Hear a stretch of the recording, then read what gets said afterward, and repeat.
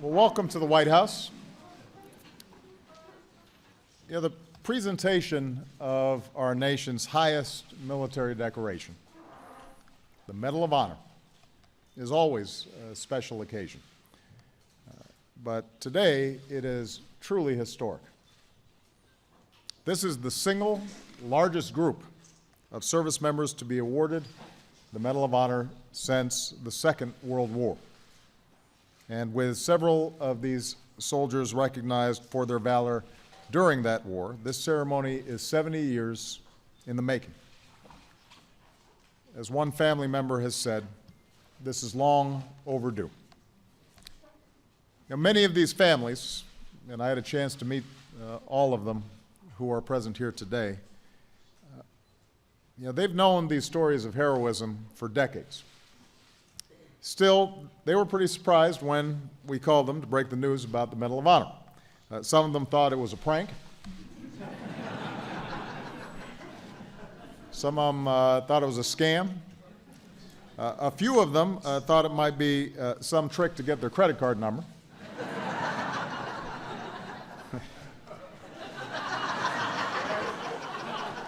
When I called Melvin Morris, who we'll recognize in a moment for his actions in Vietnam, his first reaction was, "Oh my God, what have I done?" When I told him it was all good, the Medal of Honor, I could hear it through the phone, he almost passed out. You see, for their gallantry under fire, each of these soldiers was long ago recognized with the Army's second highest award, the Distinguished Service Cross.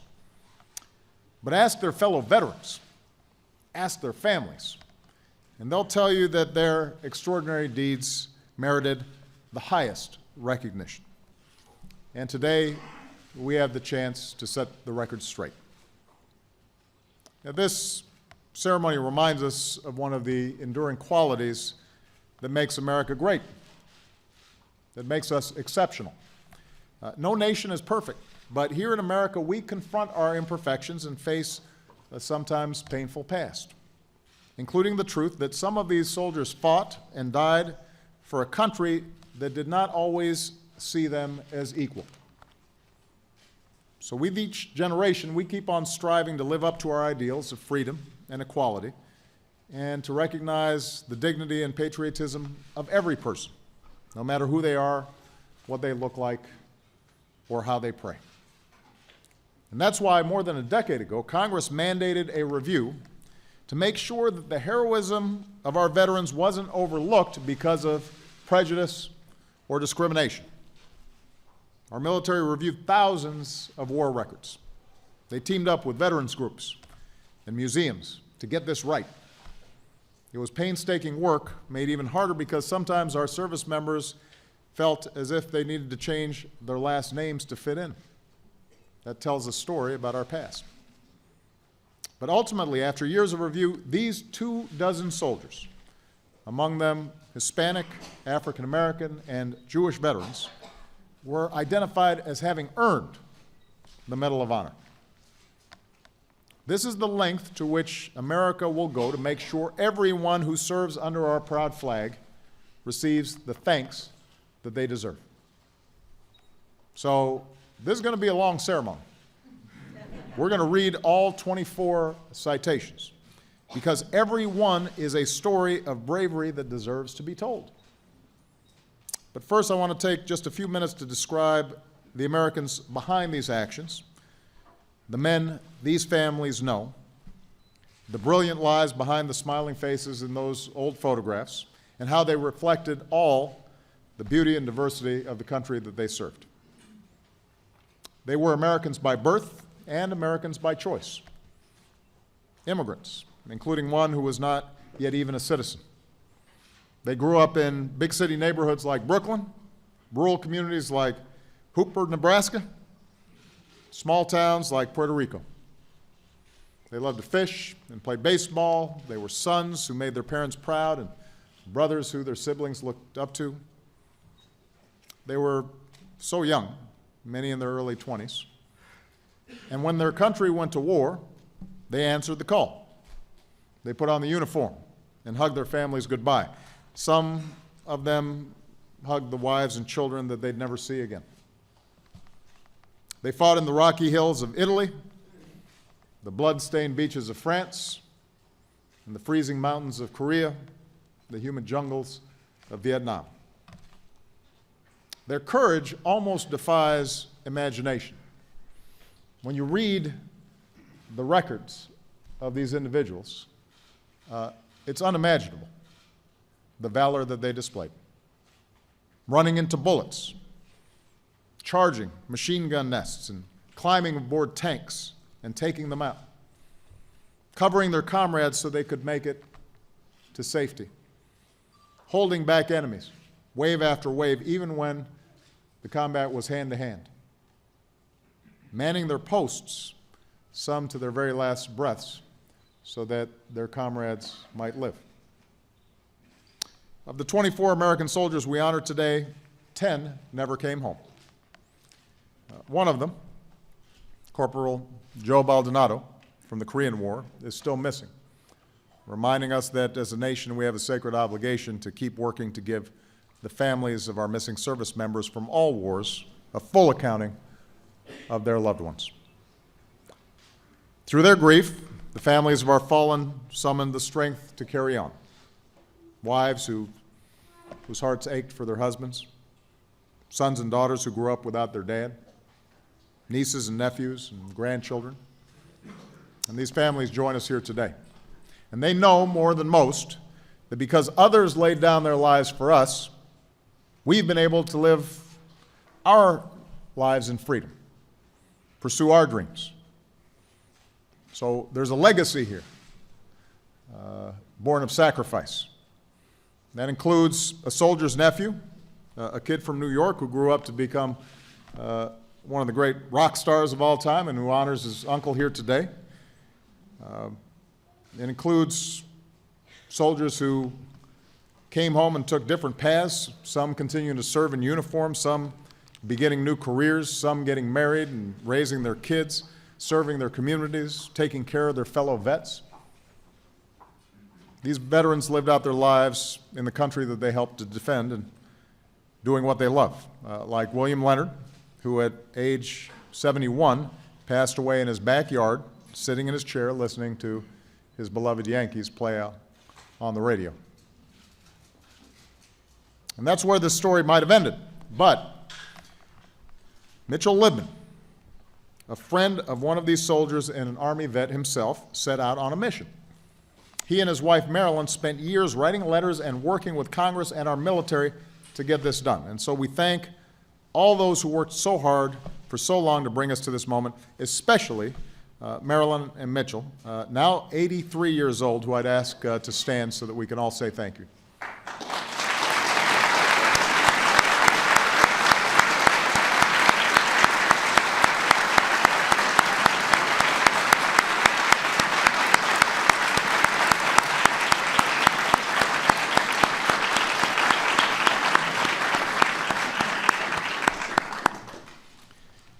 Finally, of these 24 soldiers, 3 remain with us and have joined us here today. Men who remind us that sometimes the heroes we seek are right in front of us, literally living right next door. Most days you can find Jose Rodello at his San Antonio home, 76-year-old retiree who enjoys watching baseball on TV and working on his 1975 Chevy pickup and mowing the grass for his neighbors. Joe is such a humble guy. Jose is such a humble guy that he did not even mention this ceremony to his neighbors, who I think would be pretty shocked to turn on the news tonight and see that the guy who cuts their lawns getting the Medal of Honor. Today we remember how 32-year-old Sergeant First Class Rodella fought through his wounds in Vietnam and rallied his men during 18 hours of constant combat. Most days you can find Melvin Morris at home in Port St. John, Florida. 72 years old, a retired salesman and a great-grandfather, You'll find him working on his boat, going fishing, reading the Bible, spending time with his beautiful wife, Mary, married 53 years this month. You're going to have to give me some tips. We're not that far along yet. Today we remember how 27-year-old Staff Sergeant Morris, one of our nation's very first Green Berets, think about that. I mean, that's legendary. How Staff Sergeant Morris recovered a fallen comrade in Vietnam, took out several enemy bunkers, and kept going even after he was shot 3 times. And on most days you can find Santiago Aravilla at home in San Antonio. He's a 68-year-old retired postal worker. He's fixing up his house typically, tending to the garden, going on walks with his wife, or doing some push-ups to stay in shape. Today we remember how 23-year-old Specialist 4, Aravilla, under a hail of bullets in Vietnam, gave first aid to his wounded comrades and single-handedly destroyed 4 enemy bunkers. These are extraordinary Americans. They are exemplary soldiers. And so I want to begin by welcoming Santiago Aravilla to stage for the reading of the citation.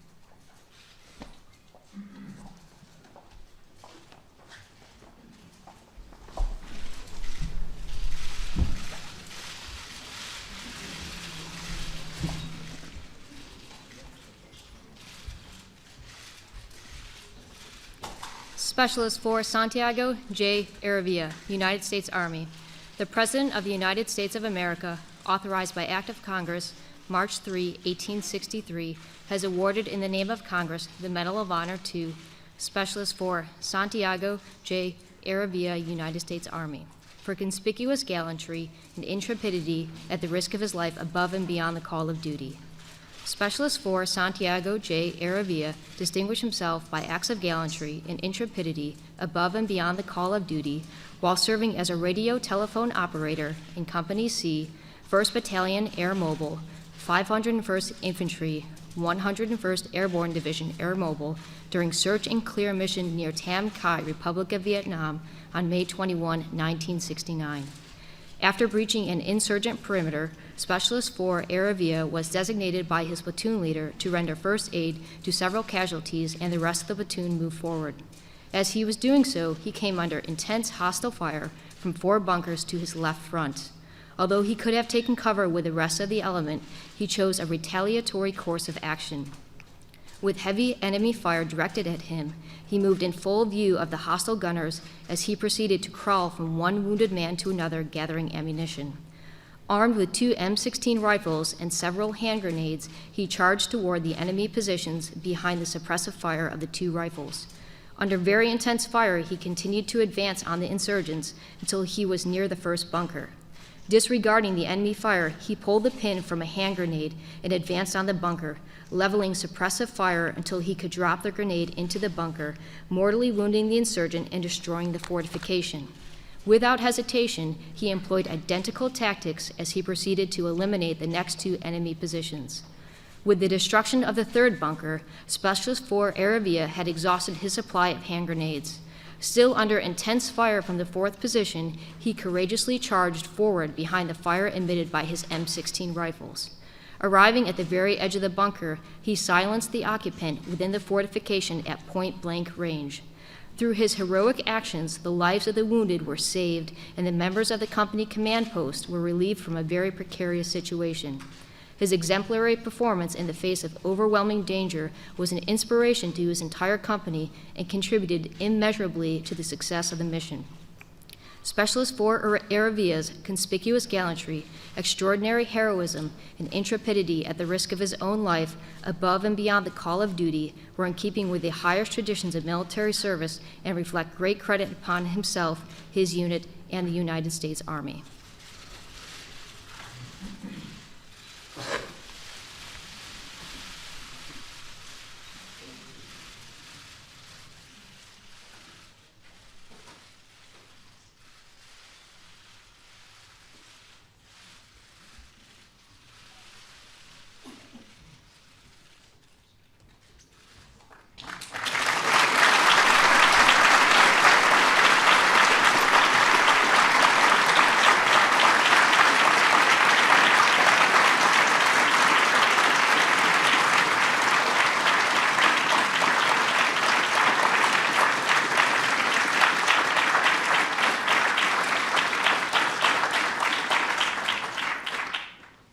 Sergeant First Class Melvin Morris.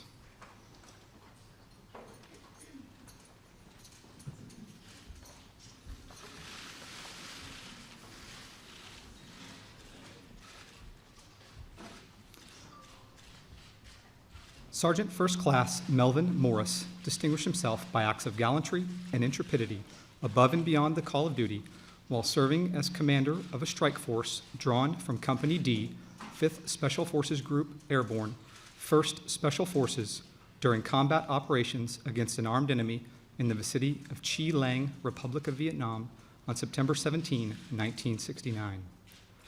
On that afternoon, Staff Sergeant Morris's affiliated companies encountered an extensive enemy minefield and were subsequently engaged by a hostile force. Staff Sergeant Morris learned by radio that a fellow team commander had been killed near an enemy bunker, and he immediately reorganized his men into an effective assault posture before advancing forward and splitting off with 2 men to recover the team commander's body. Observing the maneuver, the hostile force concentrated its fire on Staff Sergeant Morris's 3-man element and successfully wounded both men accompanying him. After assisting the 2 wounded men back into forces lines, Staff Sergeant Morris charged forward into withering enemy fire with only his men's suppressive fire as cover. While enemy machine gun emplacements continuously directed strafing fusillades against him, Staff Sergeant Morris destroyed the positions with hand grenades and continued his assault, ultimately eliminating 4 bunkers. Upon reaching the bunker nearest the fallen team commander, Staff Sergeant Morris repulsed the enemy, retrieved his comrade, and began the arduous trek back to friendly lines. He was wounded 3 times as he struggled forward, but ultimately succeeded in returning his fallen comrade to a friendly position. Staff Sergeant Morris's extraordinary heroism and selflessness above and beyond the call of duty are in keeping with the highest traditions of military service and reflect great credit upon himself, his unit, and the United States Army.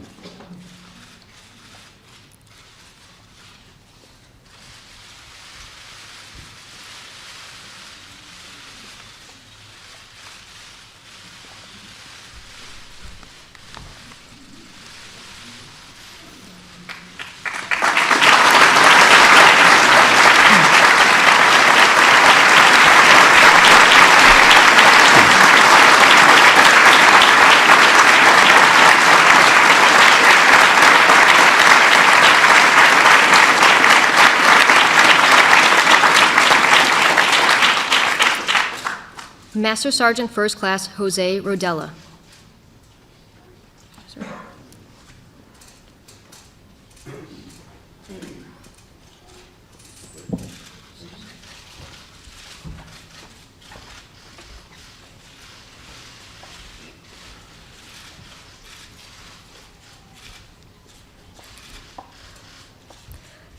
Master Sergeant Jose Rodella distinguished himself by acts of gallantry and intrepidity above and beyond the call of duty while serving as the company commander, Detachment B-36, Company A, 5th Special Forces Group Airborne, 1st Special Forces during combat operations against an armed enemy in Phuc Long Province, Republic of Vietnam on September 1, 1969. That afternoon, Master Sergeant Rodella's battalion came under an intense barrage of mortar, rocket, and machine gun fire. Ignoring the withering enemy fire, Master Sergeant Rodella immediately began placing his men into defensive positions to prevent the enemy from overrunning the entire battalion. Repeatedly exposing himself to enemy fire, Master Sergeant Rodella moved from position to position, providing suppressing fire and assisting wounded, and was himself wounded in the back and head by a B-40 rocket while recovering a wounded comrade. Alone, Master Sergeant Rodella assaulted and knocked out the B-40 rocket position before successfully returning to the battalion's perimeter. Master Sergeant Rodella's extraordinary heroism and selflessness above and beyond the call of duty are in keeping with the highest traditions of military service and reflect great credit upon himself, his unit, and the United States Army.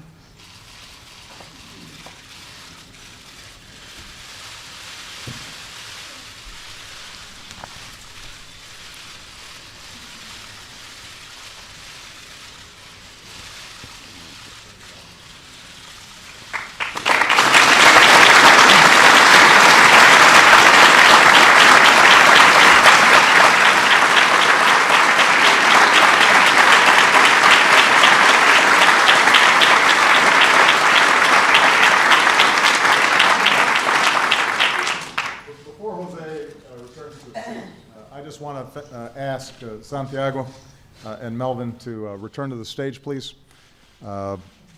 This is a remarkable moment. And as they come up, I'd like to recall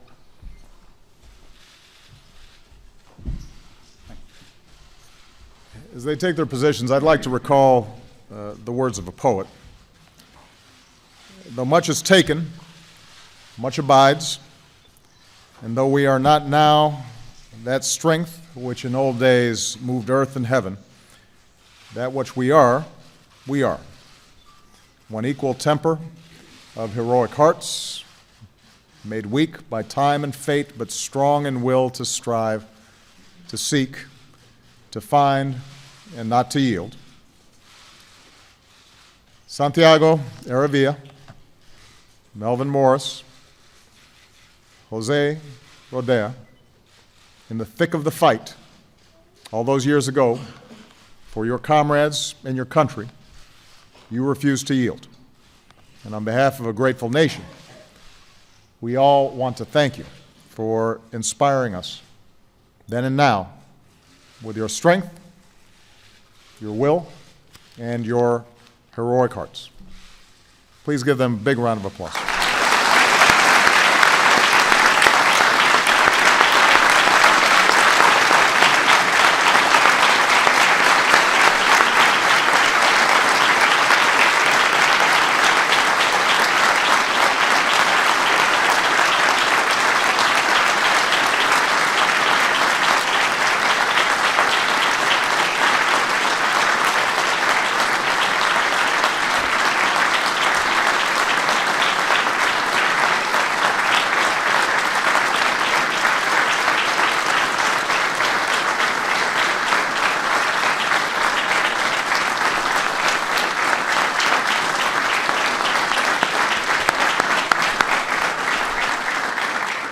Gentlemen, thank you.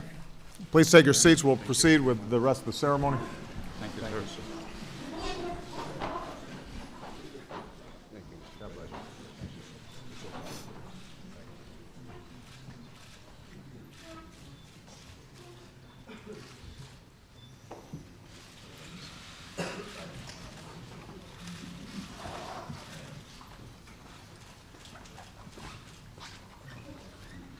Lenora Alvarado, accepting on behalf of her father, Specialist 4, Leonard L. Alvarado.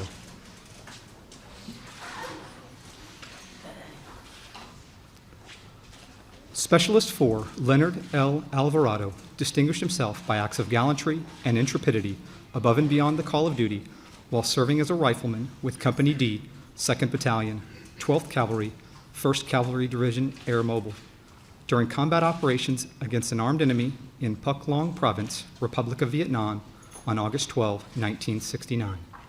On that day, as Specialist 4 Alvarado and a small reaction force moved through dense jungle en route to a beleaguered friendly platoon, Specialist 4 Alvarado detected enemy movement and opened fire.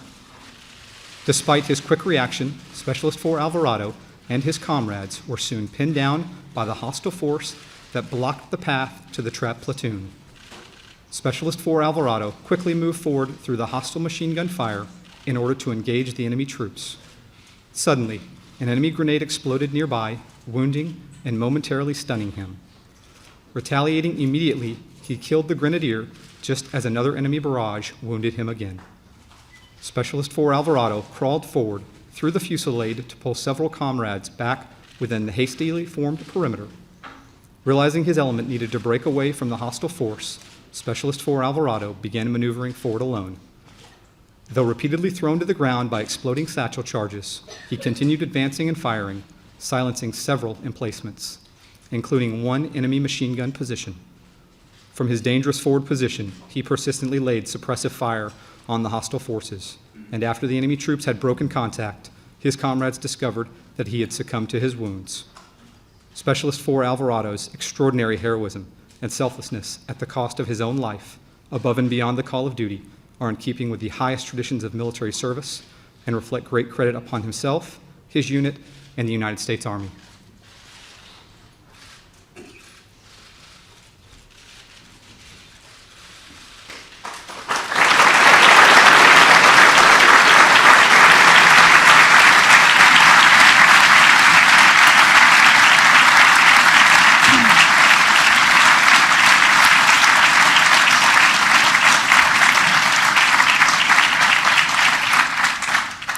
Richard Conde, accepting on behalf of his father, Sergeant First Class Felix M. Conde Falcone.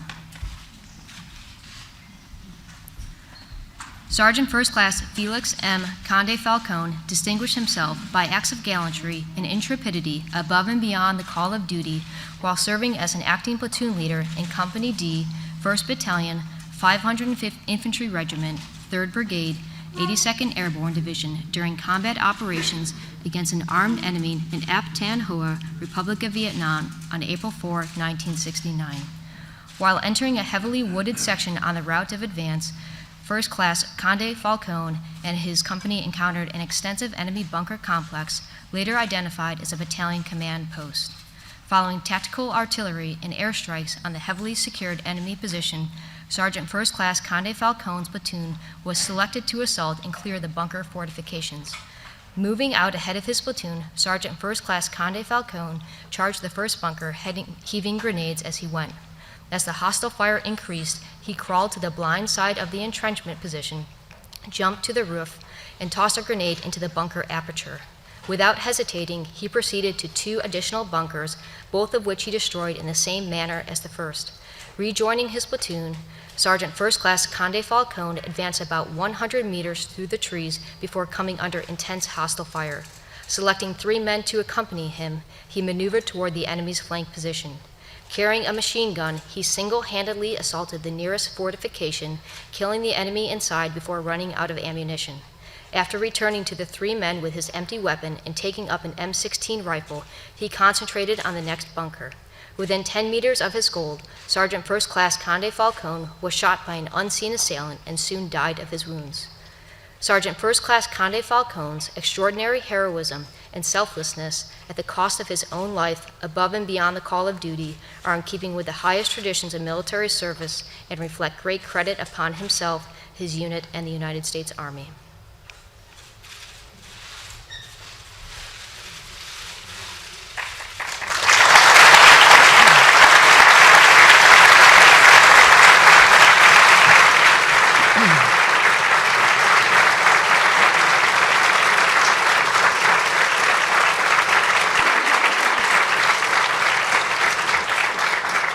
Sherelle Jean Copas, accepting on behalf of her father, Specialist 4, Artie R. Copas.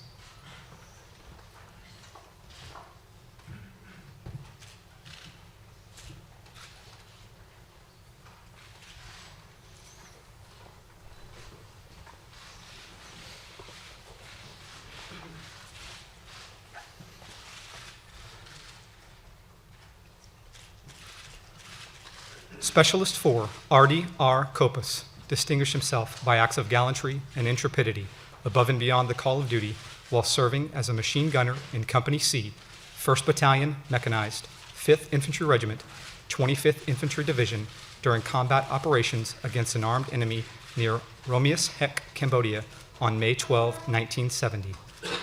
That morning, Specialist 4 Copas's company was suddenly attacked by a large hostile force firing recoilless rifles, rocket-propelled grenades, and automatic weapons. As Specialist 4 Copas began returning fire, his armored car was struck by an enemy recoilless round, knocking him to the ground and injuring 4 American soldiers beside the vehicle. Ignoring his own wounds, Specialist 4 Copas quickly remounted the burning vehicle and commenced firing his machine gun at the belligerents. Braving the hostile fire directed at him and the possible detonation of the mortar rounds inside the track, Specialist 4 Copas maintained a heavy volume of suppressive fire on the foe while the wounded Americans were safely evacuated. Undaunted, Specialist 4 Copas continued to place devastating volleys of fire upon the adversary until he was mortally wounded when another enemy round hit his vehicle. Specialist 4 Copas's daring action resulted in the safe evacuation of his comrades. Specialist 4 Copas's extraordinary heroism and selflessness at the cost of his own life, above and beyond the call of duty, are in keeping with the highest traditions of military service and reflect great credit upon himself, his unit, and the United States Army.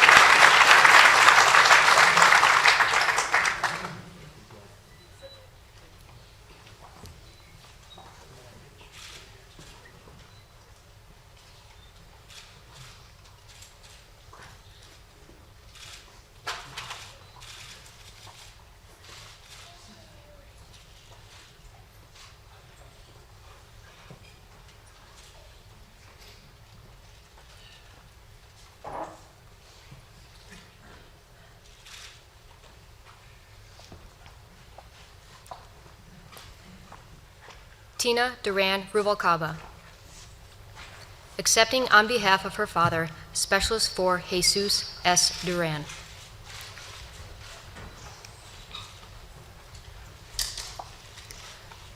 Specialist 4 Jesus S. Duran distinguished himself by acts of gallantry and intrepidity above and beyond the call of duty while serving as an acting M60 machine gunner in Company E, 2nd Battalion, 5th Cavalry, 1st Cavalry Division Air Mobile during combat operations against an armed enemy in the Republic of Vietnam on April 10, 1969.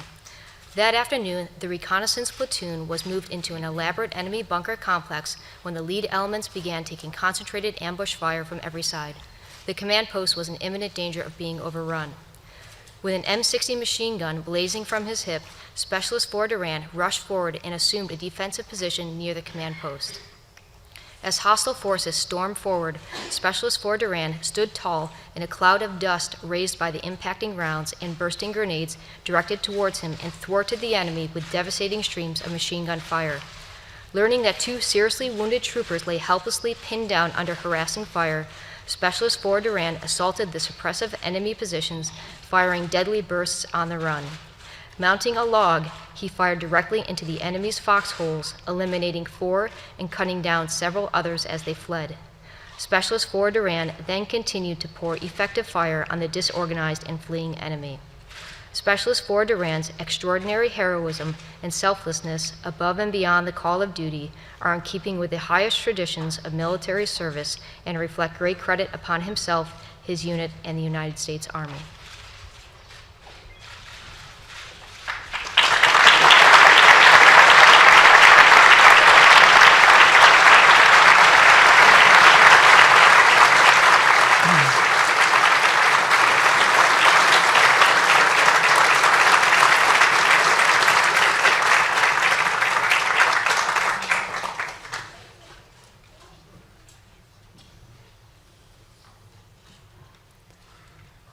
Command Sergeant Major Michael Grinston, accepting on behalf of Sergeant Candelario Garcia.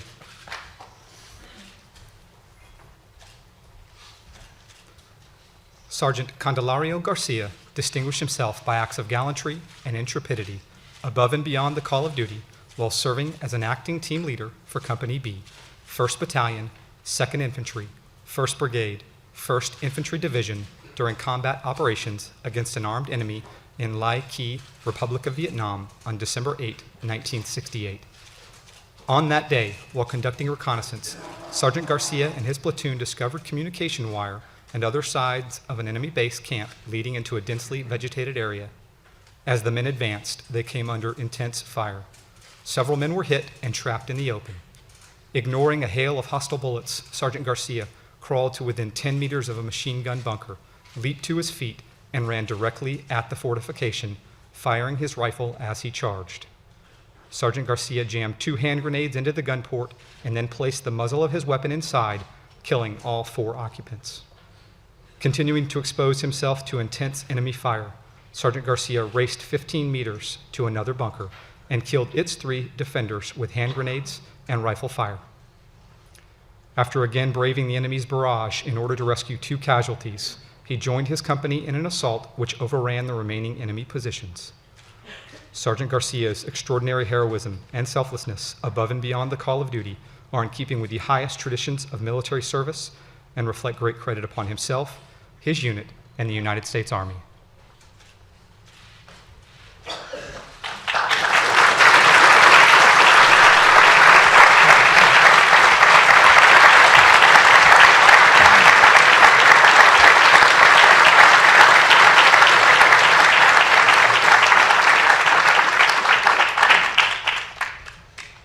Charles Baldonado. Accepting on behalf of his brother, Corporal Joe R. Baldonado.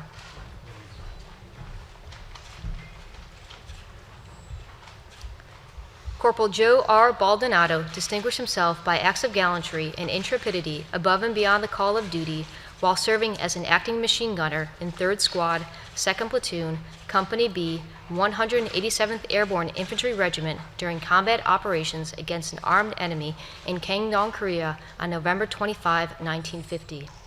On that morning, the enemy launched a strong attack in an effort to seize the hill occupied by Corporal Baldonado and his company.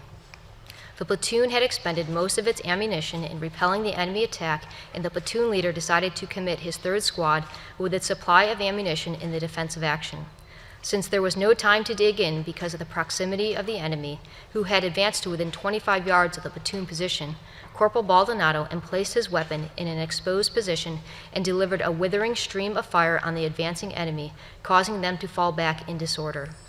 The enemy then concentrated all their fire on Corporal Baldonado's gun and attempted to knock it out by rushing the position in small groups and hurling hand grenades. Several times, grenades exploded extremely close to Corporal Baldonado but failed to interrupt his continuous firing. The hostile troops made repeated attempts to storm his position and were driven back each time with appalling casualties. The enemy finally withdrew after making a final assault on Corporal Baldonado's position, during which a grenade landed near his gun, killing him instantly. Corporal Baldonado's extraordinary heroism and selflessness at the cost of his own life, above and beyond the call of duty, are in keeping with the highest traditions of military service and reflect great credit upon himself, his unit, and the United States Army.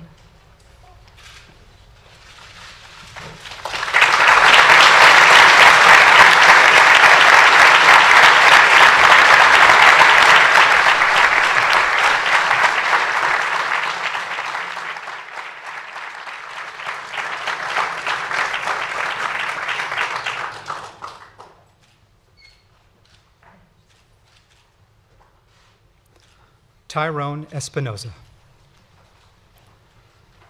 Accepting on behalf of his father, Corporal Victor H. Espinoza.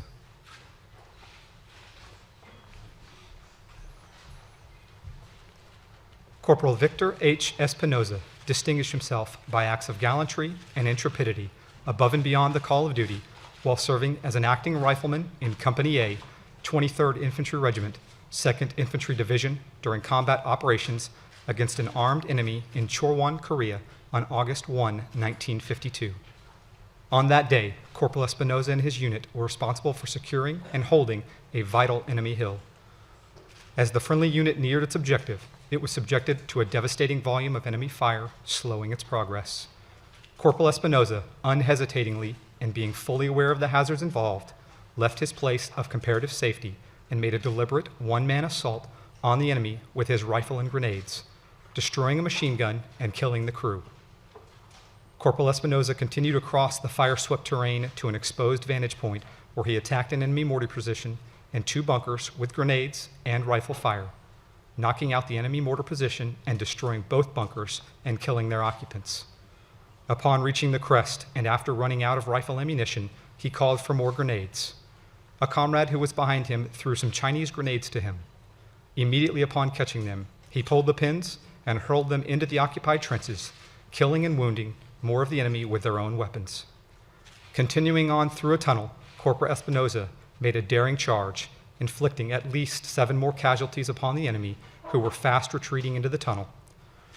Corporal Espinoza was quickly in pursuit, but the hostile fire from the opening prevented him from overtaking the retreating enemy. As a result, Corporal Espinoza destroyed the tunnel with TNT, called for more grenades from his company, and hurled them at the enemy troops until they were out of reach. Corporal Espinoza's incredible display of valor secured the vital strong point and took a heavy toll on the enemy, resulting in at least 14 dead and 11 wounded. Corporal Espinoza's extraordinary heroism and selflessness above and beyond the call of duty are in keeping with the highest traditions of military service and reflect great credit upon himself, his unit, and the United States Army.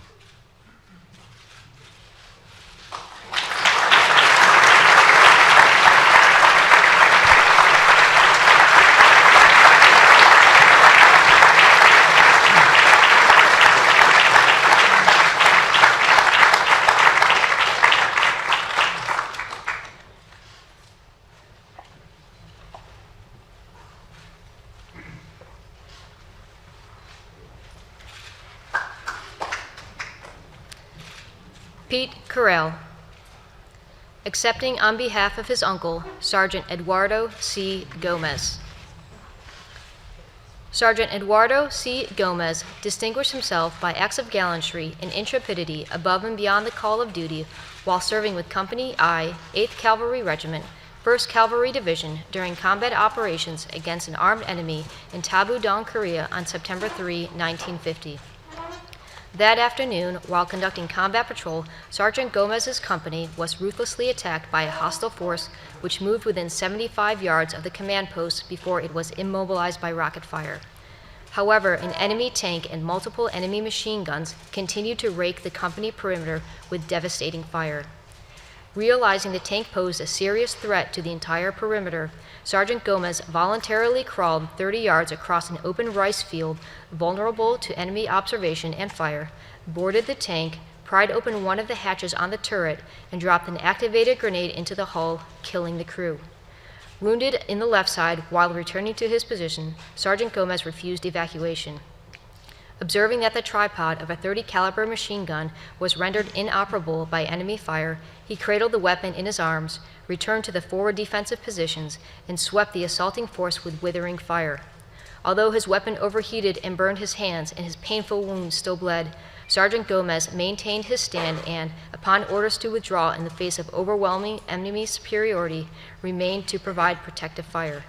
Sergeant Gomez continued to pour accurate fire into the enemy ranks, exacting a heavy toll in casualties and retarding their advance.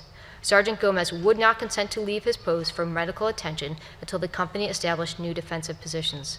Sergeant Gomez's extraordinary heroism and selflessness above and beyond the call of duty are in keeping with the highest traditions of military service and reflect great credit upon himself, his unit, and the United States Army.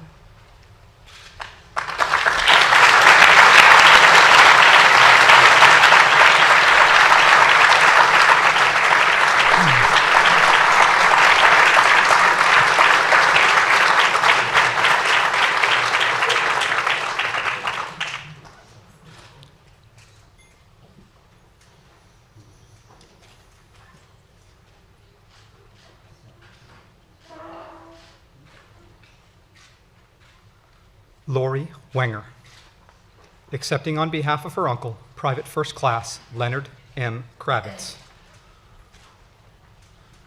Private First Class Leonard M. Kravitz distinguished himself by acts of gallantry and intrepidity above and beyond the call of duty while serving as an assistant machine gunner with Company M, 5th Infantry Regiment, 24th Infantry Division during combat operations against an armed enemy in Yangpyeong, Korea on March 6 and 7, 1951. After friendly elements had repulsed 2 probing attacks, the enemy launched a fanatical banzai charge with heavy supporting fire and, despite staggering losses, pressed the assault with ruthless determination. When the machine gunner was wounded in the initial phase of the action, Private First Class Kravitz immediately seized the weapon and poured devastating fire into the ranks of the onrushing assailants. The enemy effected and exploited a breach on the left flank, rendering the friendly positions untenable. Upon order to withdraw, Private First Class Kravitz voluntarily remained to provide protective fire for the retiring elements. Detecting enemy troops moving toward friendly positions, Private First Class Kravitz swept the hostile soldiers with deadly, accurate fire, killing the entire group. His destructive retaliation caused the enemy to concentrate vicious fire on his position and enabled the friendly elements to withdraw. Later, after friendly troops had returned, Private First Class Kravitz was found dead behind the gun he had so heroically manned, surrounded by numerous enemy dead. Private First Class Kravitz's extraordinary heroism and selflessness at the cost of his own life, above and beyond the call of duty, are in keeping with the highest traditions of military service and reflect great credit upon himself, his unit, and the United States Army.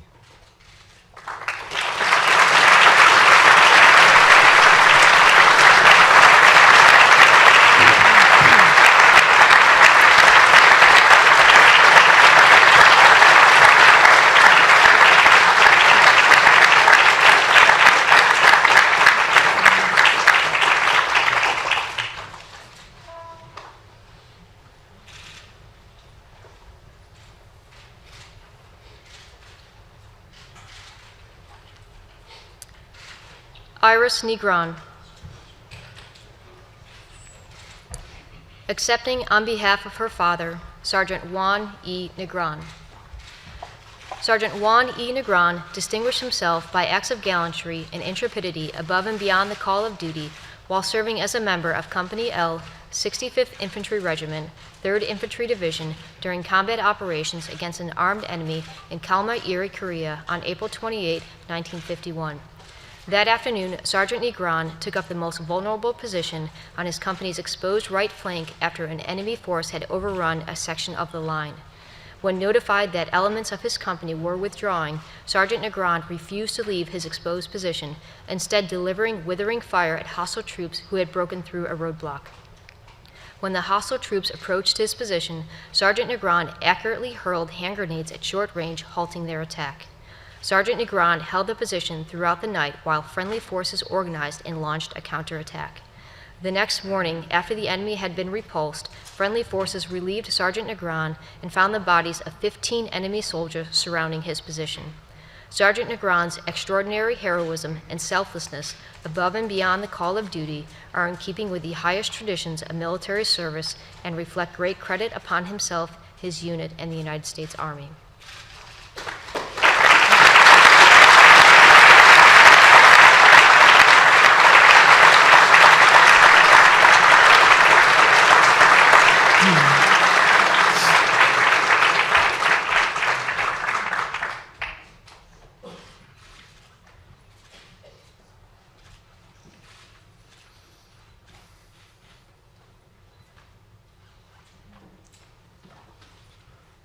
Michael David Pena. Accepting on behalf of his father, Master Sergeant Mike C. Pena. Master Sergeant Mike C. Pena distinguished himself by acts of gallantry and intrepidity above and beyond the call of duty while serving as a member of Company F, 5th Cavalry Regiment, 1st Cavalry Division during combat operations against an armed enemy in the Wagwon, Korea on September 4, 1950. That evening, under cover of darkness and a dreary mist, an enemy battalion moved to within a few yards of Master Sergeant Pena's platoon. Recognizing the enemy's approach, Master Sergeant Pena and his men opened fire, but the enemy's sudden emergence and accurate point-blank fire forced the friendly troops to withdraw. Master Sergeant Pena rapidly reorganized his men and led them in a counterattack which succeeded in regaining the positions they had just lost. He and his men quickly established a defensive perimeter and laid down devastating fire, but enemy troops continued to hurl themselves at the defenses in overwhelming numbers. Realizing that their scarce supply of ammunition would soon make their positions untenable, Master Sergeant Pena ordered his men to fall back and manned a machine gun to cover their withdrawal. He single-handedly held back the enemy until the early hours of the following morning, when his position was overrun and he was killed. Master Sergeant Pena's extraordinary heroism and selflessness at the cost of his own life, above and beyond the call of duty, are in keeping with the highest traditions of military service and reflect great credit upon himself, his unit, and the United States Army.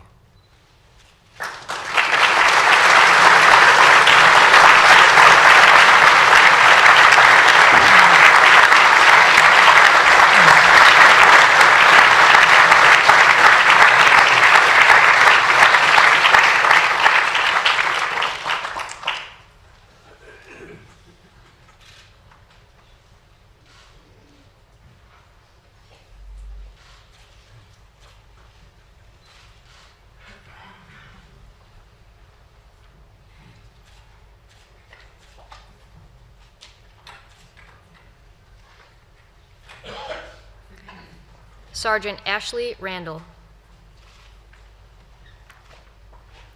Accepting on behalf of her grandfather, Private Dementio Rivera. Private Dementio Rivera distinguished himself by acts of gallantry and intrepidity above and beyond the call of duty while serving as an automatic rifleman with 2nd Platoon, Company G, 7th Infantry Regiment, 3rd Infantry Division during combat operations against an armed enemy in Changnyeongni, Korea on May 23, 1951. Early that morning, a large hostile force emerged from a dense fog and viciously attacked Private Rivera and his comrades. Private Rivera immediately responded by firing with deadly accuracy until his weapon jammed. Without hesitating, he threw his rifle down and began to engage the enemy with his pistol and grenades. At one point, Private Rivera fearlessly crawled from his emplacement to engage an infiltrating enemy soldier in fierce hand-to-hand combat.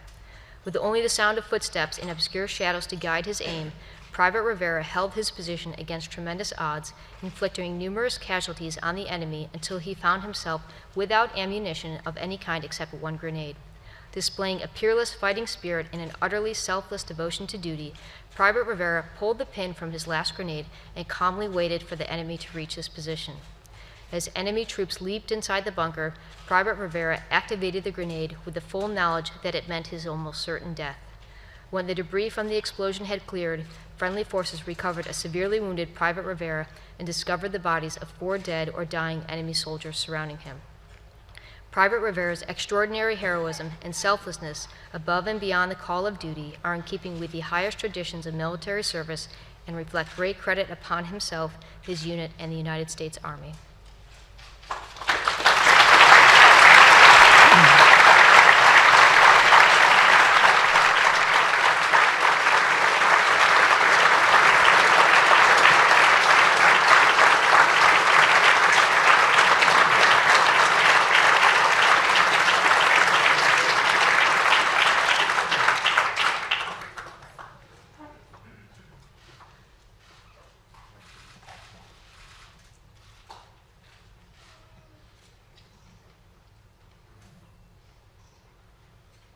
Joe Rodriguez, accepting on behalf of his uncle, Private Miguel A. Vera.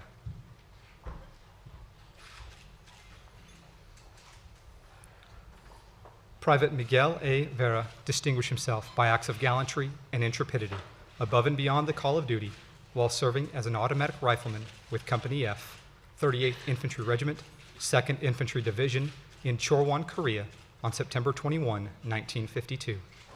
That morning, despite suffering from wounds inflicted in a previous battle, Private Vera voluntarily left the aid station to join his comrades in an attack against well-fortified enemy positions on a hill of great importance. When the assaulting elements had moved within 20 yards of the enemy positions, they were suddenly trapped by a heavy volume of mortar, artillery, and small arms fire. The company prepared to make a limited withdrawal, but Private Vera volunteered to remain behind to provide covering fire. As his companies moved to safety, Private Vera remained steadfast in his position, directing accurate fire against the hostile positions despite the intense volume of fire which the enemy was concentrating upon him. Later in the morning, when the friendly force returned, they discovered Private Vera in the same position, facing the enemy. Private Vera's noble intrepidity and self-sacrifice saved many of his comrades' lives. Private Vera's extraordinary heroism and selflessness at the cost of his own life, above and beyond the call of duty, are in keeping with the highest traditions of the military service and reflect great credit upon himself, his unit, and the United States Army.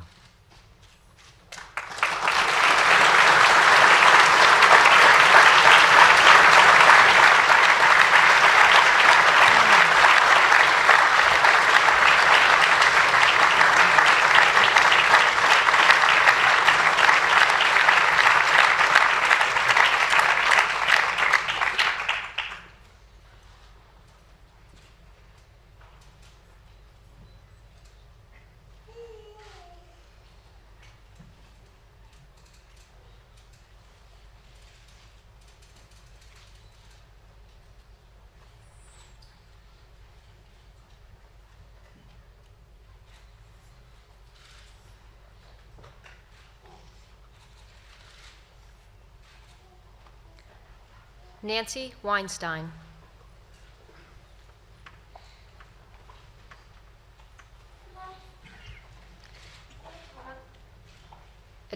Accepting on behalf of her husband, Sergeant Jack Weinstein. Sergeant Jack Weinstein distinguished himself by acts of gallantry and intrepidity above and beyond the call of duty while leading 1st Platoon, Company G, 21st Infantry Regiment, 24th Infantry Division in Kumsong, Korea on October 19, 1951. That afternoon, 30 enemy troops counterattacked Sergeant Weinstein's platoon. Most of the platoon's members had been wounded in the previous action and withdrew under the heavy fire. Sergeant Weinstein, however, remained in his position and continued to fight off the onrushing enemy, killing at least 6 with his M1 rifle before running out of ammunition. Although under extremely heavy enemy fire, Sergeant Weinstein refused to withdraw and continued fighting by throwing enemy hand grenades found lying near his position. He again halted the enemy's progress and inflicted numerous casualties. Alone and unaided, he held the ground which his platoon had fought tenaciously to take and held out against overwhelming odds until another platoon was able to relieve him and drive back the enemy. Sergeant Weinstein's leg had been broken by an enemy grenade, and old wounds suffered in previous battles had reopened, but he refused to withdraw and successfully bought time for his wounded comrades to reach friendly lines. Sergeant Weinstein's extraordinary heroism and selflessness above and beyond the call of duty are in keeping with the highest traditions of the military service and reflect great credit upon himself, his unit, and the United States Army.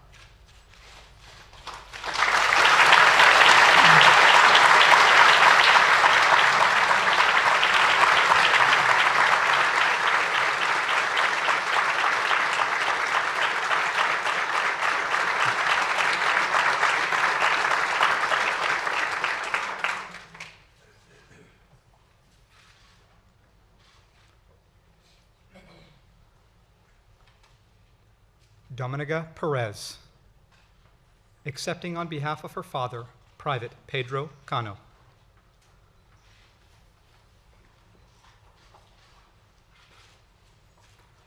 Private Pedro Cano distinguished himself by acts of gallantry and intrepidity above and beyond the call of duty while serving with Company C, 8th Infantry Regiment, 4th Infantry Division during combat operations against an armed enemy in Schwettenhut, Germany, on December 2nd and 3rd, 1944.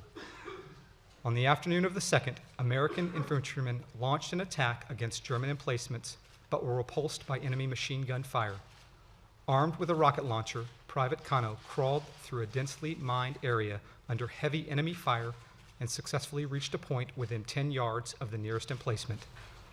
He quickly fired a rocket into the position, killing the 2 gunners and 5 supporting riflemen. Without hesitating, he fired into a second position, killing 2 more gunners, and proceeded to assault the position with hand grenades, killing several others and dispersing the rest. Then, when an adjacent company encountered heavy fire, Private Cano crossed his company front, crept to within 15 yards of the nearest enemy emplacement, and killed the 2 machine gunners with a rocket. With another round, he killed 2 more gunners and destroyed a second gun. On the following day, his company renewed the attack and again encountered heavy machine gun fire. Private Cano, armed with his rocket launcher, again moved across fire-swept terrain and destroyed 3 enemy machine guns in succession, killing the 6 gunners.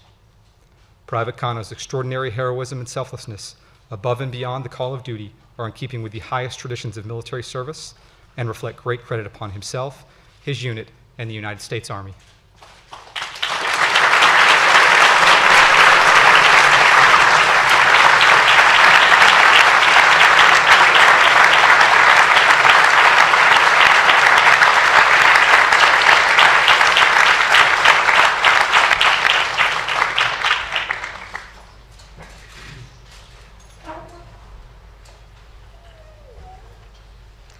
Miriam Adams, accepting on behalf of her uncle, Private Joe Gendera.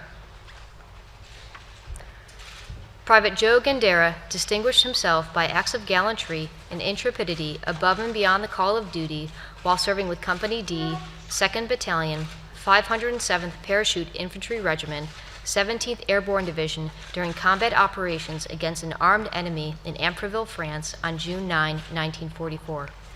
On that day, Private Gendera's detachment came under devastating enemy fire from a strong German force, pinning the men to the ground for a period of 4 hours.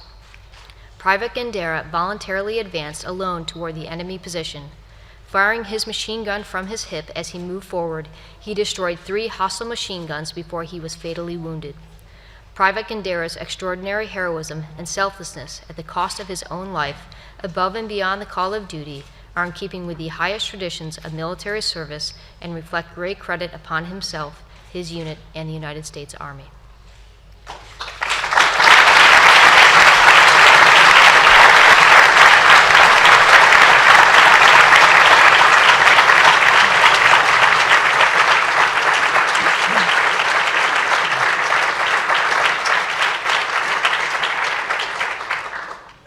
Alfonso Lara, accepting on behalf of his brother, Private First Class Salvador J.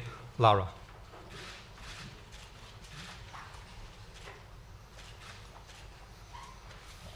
Private First Class Salvador J. Lara distinguished himself by acts of gallantry and intrepidity above and beyond the call of duty while serving as the squad leader of a rifle squad with 2nd Platoon, Company L, 180th Infantry, 45th Infantry Division during combat operations against an armed enemy in Aprilia, Italy on May 27 and 28, 1944.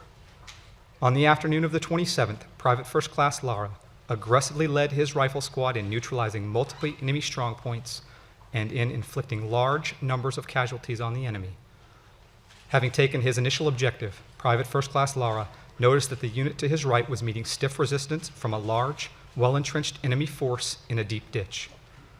Private First Class Lara quickly gathered 3 men and attacked a wide section of the enemy position, killing 4, forcing 15 others to surrender and causing 2 enemy mortar crews to abandon their weapons.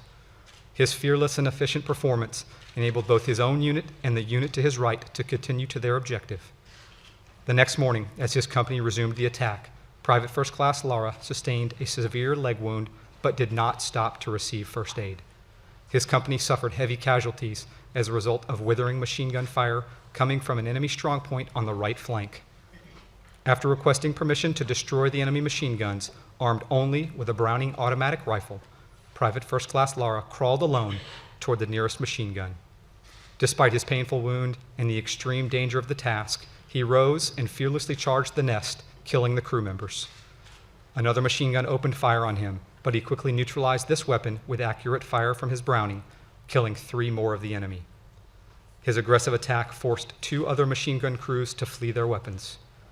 After rejoining his company, Private First Class Lara continued his exemplary performance until he captured his objective. Private First Class Lara's extraordinary heroism and selflessness above and beyond the call of duty are in keeping with the highest traditions of military service and reflect great credit upon himself, his unit, and the United States Army.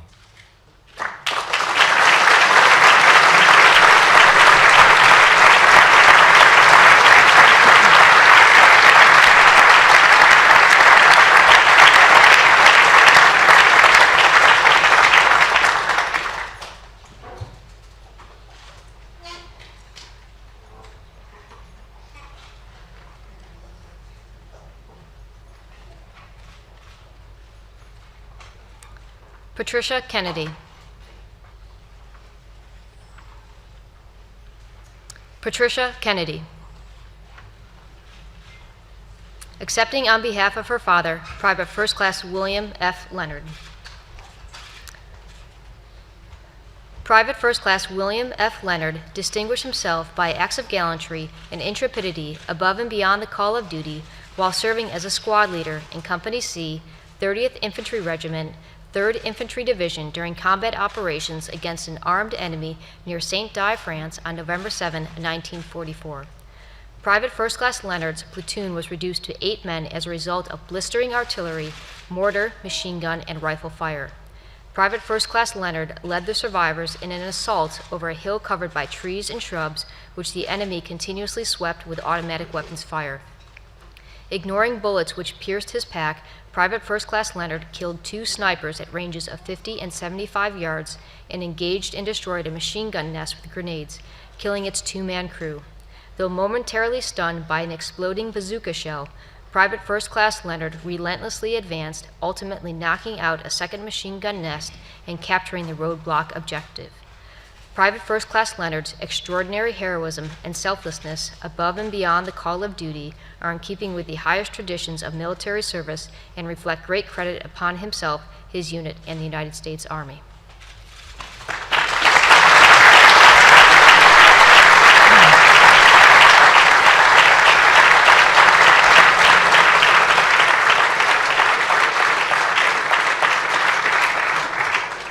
Alice Mendoza, accepting on behalf of her husband, Staff Sergeant Manuel V. Mendoza. Staff Sergeant Manuel V. Mendoza distinguished himself by acts of gallantry and intrepidity above and beyond the call of duty while serving as a platoon sergeant with Company B, 350th Infantry, 88th Infantry Division, during combat operations against an armed enemy on Mount Battaglia, Italy on October 4, 1944. That afternoon, the enemy launched a violent counterattack preceded by a heavy mortar barrage. Staff Sergeant Mendoza, already wounded in the arm and leg, grabbed a Thompson submachine gun and ran to the crest of the hill where he saw approximately 200 enemy troops charging up the slopes employing flamethrowers, machine pistols, rifles, and hand grenades. Staff Sergeant Mendoza immediately began to engage the enemy, firing 5 clips and killing 10 enemy soldiers.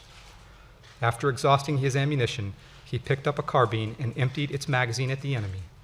By this time, an enemy soldier with a flamethrower had almost reached the crest, but was quickly eliminated as Staff Sergeant Mendoza drew his pistol and fired. Seeing that the enemy force continued to advance, Staff Sergeant Mendoza jumped into a machine gun emplacement that had just been abandoned and opened fire. Unable to engage the entire enemy force from his location, he picked up the machine gun and moved forward, firing from his hip and spraying a withering hail of bullets into the oncoming enemy, causing them to break into confusion. He then set the machine gun on the ground and continued to fire until the gun jammed. Without hesitating, Staff Sergeant Mendoza began throwing hand grenades at the enemy, causing them to flee. After the enemy had withdrawn, he advanced down the forward slope of the hill, retrieved numerous enemy weapons scattered about the area, captured a wounded enemy soldier, and returned to consolidate friendly positions with all available men. Staff Sergeant Mendoza's gallant stand resulted in 30 German soldiers killed and the successful defense of the hill. Staff Sergeant Mendoza's extraordinary heroism and selflessness, above and beyond the call of duty, are in keeping with the highest traditions of military service and reflect great credit on himself, his unit, and the United States Army.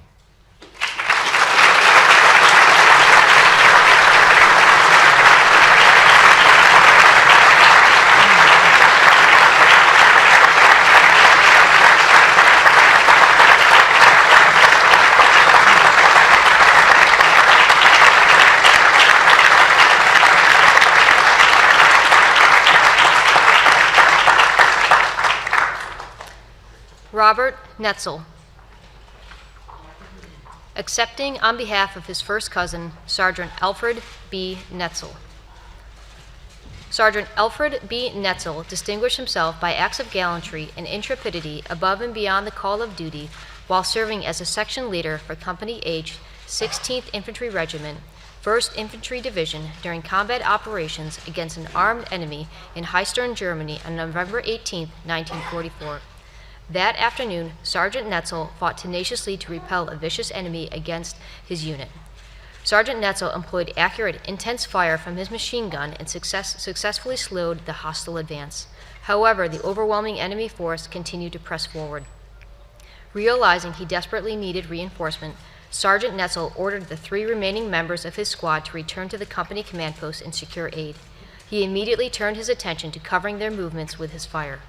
After expending all his machine gun ammunition, Sergeant Netzel began firing his rifle into the attacking ranks until he was killed by the explosion of an enemy grenade.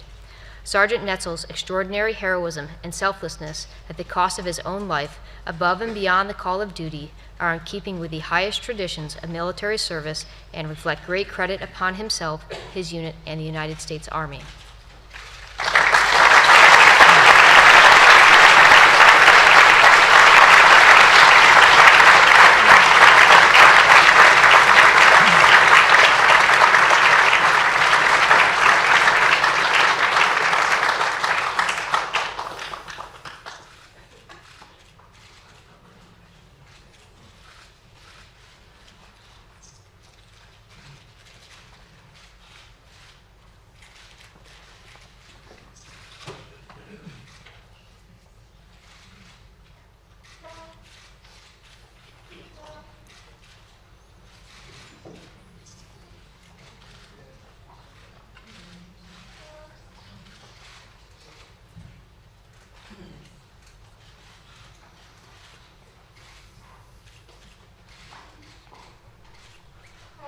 Dr. Terry Schwab, accepting on behalf of his father, First Lieutenant Donald K. Schwab.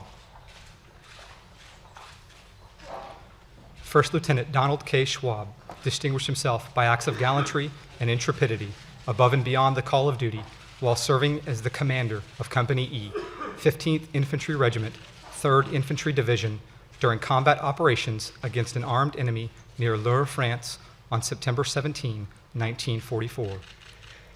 That afternoon, as First Lieutenant Schwab led his company across 400 yards of exposed ground, an intense grazing burst of machine gun and machine pistol fire sprung forth without warning from a fringe of woods directly in front of the American force. First Lieutenant Schwab quickly extricated his men from the attempted ambush and led them back to a defilated position. Soon after, he was ordered to overwhelm the enemy line. He rapidly organized his men into a skirmish line and, with indomitable courage, again led them forward into the lethal enemy fire. When halted a second time, First Lieutenant Schwab moved from man to man to supervise collection of the wounded and organize his company's withdrawal. From defilade, he rallied his decimated force for a third charge on the hostile strongpoint and successfully worked his way to within 50 yards of the Germans before ordering his men to hit the dirt. While automatic weapons fire blazed around him, he rushed forward alone, firing his carbine at the German foxholes, aiming for the vital enemy machine gun pistol nest, which had sparked the German resistance and caused heavy casualties among his men. Silhouetted through the mist and rain by enemy flares, he charged the German emplacement, ripped the half cover off the hostile firing pit, struck the German gunner on the head with his carbine butt, and dragged the German back through a hail of fire to friendly lines. First Lieutenant Schwab's action so disorganized hostile infantry resistance that the enemy forces withdrew, abandoning their formidable defensive line. First Lieutenant Schwab's extraordinary heroism and selflessness above and beyond the call of duty are in keeping with the highest traditions of military service and reflect great credit upon himself, his unit, and the United States Army.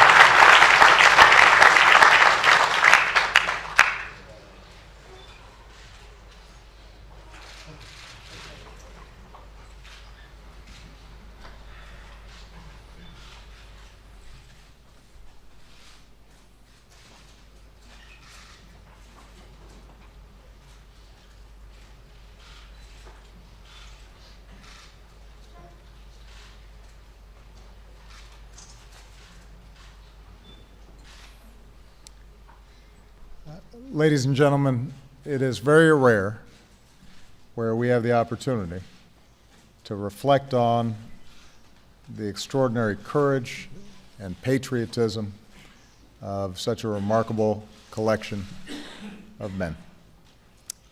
We are so grateful to them. We are so grateful to their families. It makes us proud and it makes us inspired. And so before we conclude the program, I would ask all those who have witnessed this extraordinary day to please rise and give these latest recipients of the Medal of Honor your warmest applause.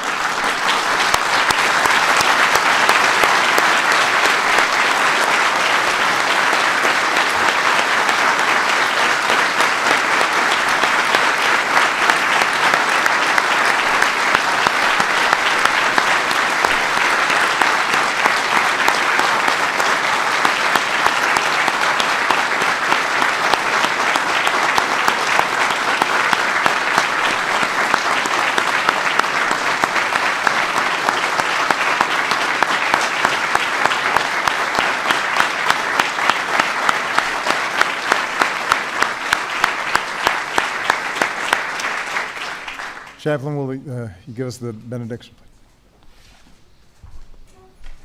And let us pray. Almighty God, you've surrounded us with this great cloud of witnesses. Grant that, encouraged by their good example, we may persevere in completing the mission that is set before us. May the legacy of the Valor 24's unflinching courage and honor, dignity and devotion inspire our service and strengthen our spirits that we work for a true and a lasting peace. This we ask in your holy name. Amen. Thank you so much, everybody. This concludes our program, but please have an opportunity to enjoy the White House. We're so grateful that all of you had a chance to come. God bless you. God bless America. Thank you, sir.